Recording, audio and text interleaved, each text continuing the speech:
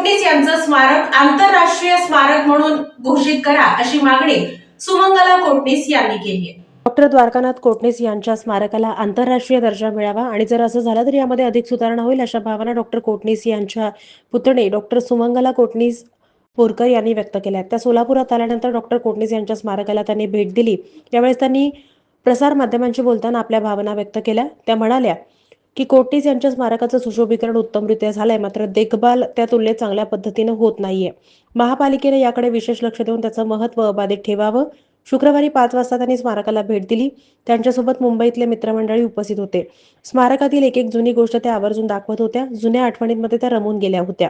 या प्रसंगी डॉक्टर राजन बोरकर, सरिता मोकाशी, रवींद्र मोकाशी त्यांचे मित्रमंडळी उपस्थित होते। कोटणीस बोरकर, मी डॉक्टर कोटणीसांची, द्वारकानाथ कोटणीसांची पुतणी, मोठ्या भावाची मुलगी। मी पार्लरला सध्या प्रॅक्टिस करते। आम्ही दोघेही फॅमिली प्रॅक्टिस करतो आणि आमच्या क्लिनिकचं नाव डॉक्टर कोटणीस मेमोरियल क्लिनिक आहे।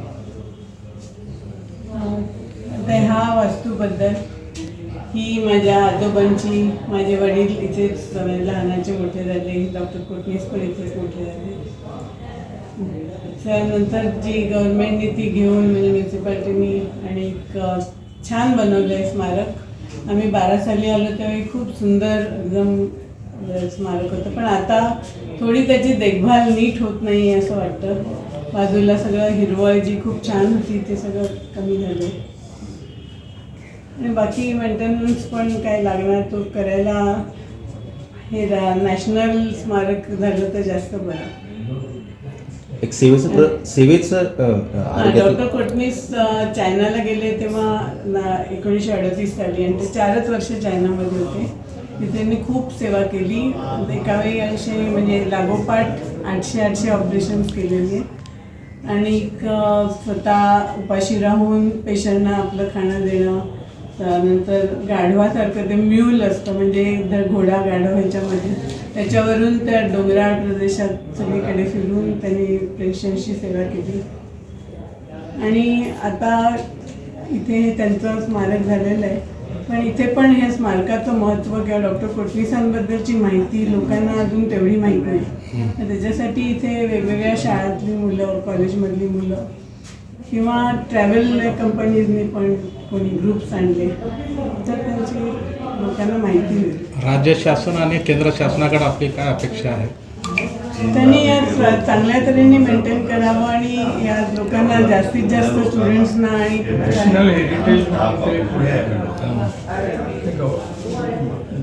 सेंट्रल गव्हर्नमेंटने त्याची नोंद घ्यावी, कारण डॉक्टर कोटणीस 28व्या वर्षी गेले आणि 32व्या वर्षी वारले। फिट्स येत होता, वॉर फ्रंटवर त्यांना फिट्स लागला। प्रचंड वारा, वादळी वातावरण, कडाक्याची थंडी ती त्यांना सहन होती। पण होती ते सगळं जेवण काय चांगलं तिथे वॉर फ्रंटवर कुठे मिळणार जेवण आणि जे काय मिळायचं ते पेशंटना देणार। एक देश सेवेसाठी एक आरोग्य क्षेत्रातलं त्यांनी जे योगदान दिलंय असं कुठेतरी असं वाटतं का, खंत वाटते की शासनाने कुठेतरी शासनाने केलं पाहिजे, काही करायला पाहिजे आणि तुम्ही लोकांनी सुद्धा इथे बरंच काही केलेलं आहे।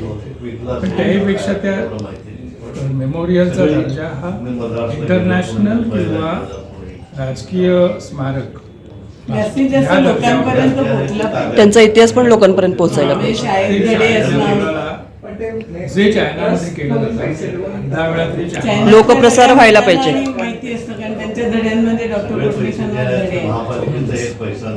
धन्यवाद.